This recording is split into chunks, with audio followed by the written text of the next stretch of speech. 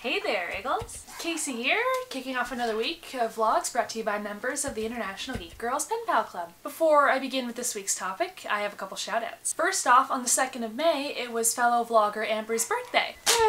Hope you had a good one! And second, I have an important message for a very dear friend of mine. One of my coworkers that has worked at the bookstore for many, many years is leaving and moving to Alberta to be with her family. Mary, you and I have spent a lot of time together since I started working at the store. I always got really excited when you and I were booked to work together because you always managed to make me laugh and it made me look forward to coming to work every day. You've probably been witness to the majority of my more clumsy moments on the job, and I hope that you can look back on those moments and you'll be able to laugh.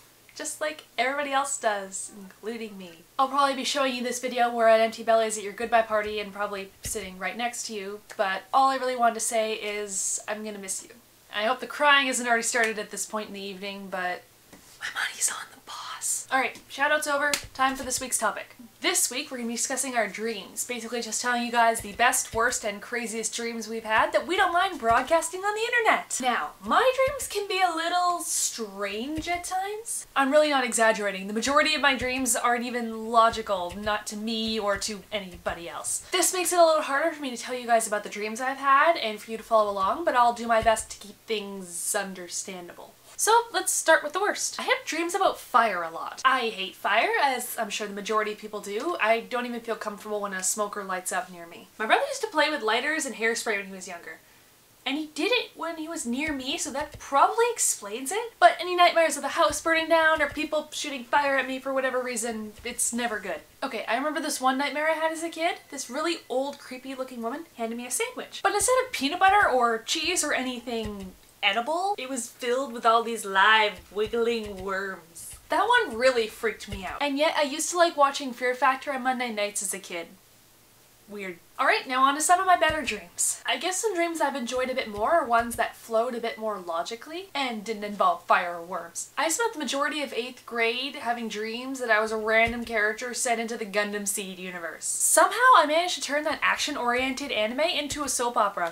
I couldn't decide between Arthur and Akira. And I made up a new character. He was a doctor and his name was Alex Crowland. What's funny about that is later on I discovered that there's actually a Crowland Avenue in my hometown. And on top of that, when I got the game Harvest Moon Magical Melody, there is a character in there. His name is Alex and he is an Asian doctor. I was like, what? What is happening? That was really freaky to me at the time. Now we'll go on to the craziest. Alright, I've got a pretty crazy one for you guys. So for context, at one time me and a friend from my school were talking about starting a club together. It was going to be a lot like a dance club, but we were going to learn different dance routines like from J-pop videos or K-pop videos or even Bollywood.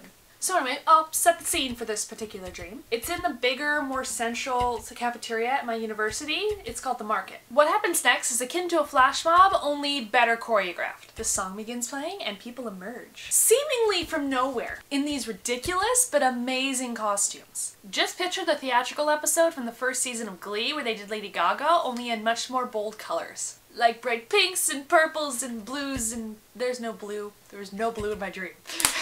Bright pinks and purples and yellows and greens and lots of black. And what might the song be, you ask? It's too old to be top 40, I'll give you that. Okay, I'll just tell you. The song is Live Fast, Die Young by Aqua. And why that particular song, you might ask? I don't know why. It could just be because it's an epic tune and a girl is singing it. Girl power! So in this dream, I'm one of the soloists done up in a very weird outfit and hair, but of course still looking amazing. Now in real life, I can't sing, and I don't, apart from the shower, the radio, and occasionally in rock band. But of course, this is a fantasy, so my voice sounds immaculate. And the other girls are singing along with me, and we're quite captivating. And of course, my most evil of exes is there. Now isn't that always the way? Of course the ex is present in a dream and you've got a singing voice like honey and you're dressed to the nines. But of course he's not close enough so you can see him too well. He's just one face in a crowd, definitely not the target audience. And of course comes the arrival of my incredible solo. And I nail it. Yeah, such a good dream.